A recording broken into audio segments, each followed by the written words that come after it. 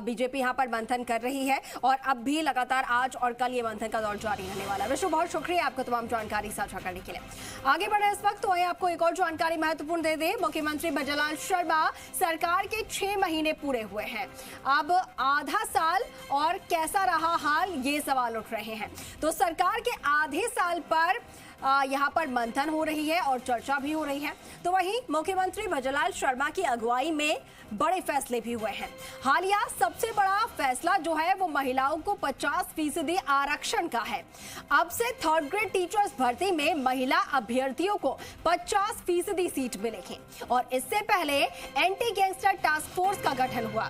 वहीं कानून व्यवस्था सुधारने पर सरकार का फोकस रहा है और इसके अलावा भी कई ऐसे महत्वपूर्ण फैसले हैं जो कि भजनलाल सरकार ने लिए हैं, वो भी आपको बता रहे हैं। पेपर लीक के आरोपियों पर भी लगातार बैक टू बैक कार्रवाई हुई। आपने देखा एसओजी ने नकलची ट्रेनी सब इंस्पेक्टर्स को पकड़ा और यमुना जल समझौते पर भी सरकार के खाते में उपलब्धि आई है।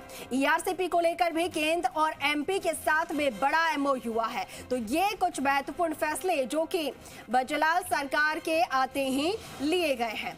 6 महीने पूरे हुए और इन 6 महीनों में ये कुछ महत्वपूर्ण कार्य प्रदेश के लोगों के लिए हुए हैं।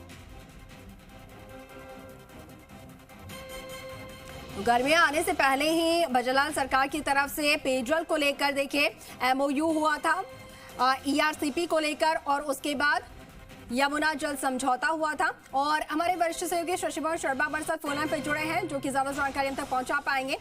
शशि, 6 महीने भजनलाल सरकार को पूरे हुए हैं। अगर उनकी उपलब्धियों की बात की जाए तो कुछ उपलब्धियां जो कि अभी हम गिनवा रहे थे, उसके अलावा कौन कौन से वर्ग पर इनका ज्यादा इफेक्ट पड़ा है? देखिए, सरकार में आते ही आपको ध्यान होगा मुख्यमंत्री का सबसे बड़ा फैसला था 450 रुपए में गैस सिलेंडर मुहैया कराना। ऐसे परिवार जो उज्ज्वला योजना के तहत सिलेंडर ले चुके हैं और जिनका ऐसे परिवार जिनमें बीपीएल भी शामिल है, तो उनको 450 रुपए में गैस सिलेंडर देना भजनलाल शर्मा सरकार की एक बड़ी उपलब्धि थी। ईआरसीपी और यमुना जल समझौते के मुद्दे आपने गिनाए ही। साथ में कौशल विकास को बढ़ावा देने के लिए उन्होंने 70,000 पदों पर भर्तियों का ऐलान किया। कृषि कल्याण की बात की, कृषि कल्याण की जो निधि है उसको 6,000 से बढ़ाकर 8,000 किया, 2,000 रुपए की बढ़ोतरी की थी इसमें। और साथ में रोडवेज के किराए में 50% की छूट दी। वरिष्ठ नागरिकों को, जो 60 से 80 वर्ष के जो वरिष्ठ नागरिक हैं उनको छूट दी। अन्नपूर्णा रसोई योजना में जो भोजन सामग्री है उसका, खाद्य सामग्री का वजन में 150 ग्राम की बढ़ोतरी करी।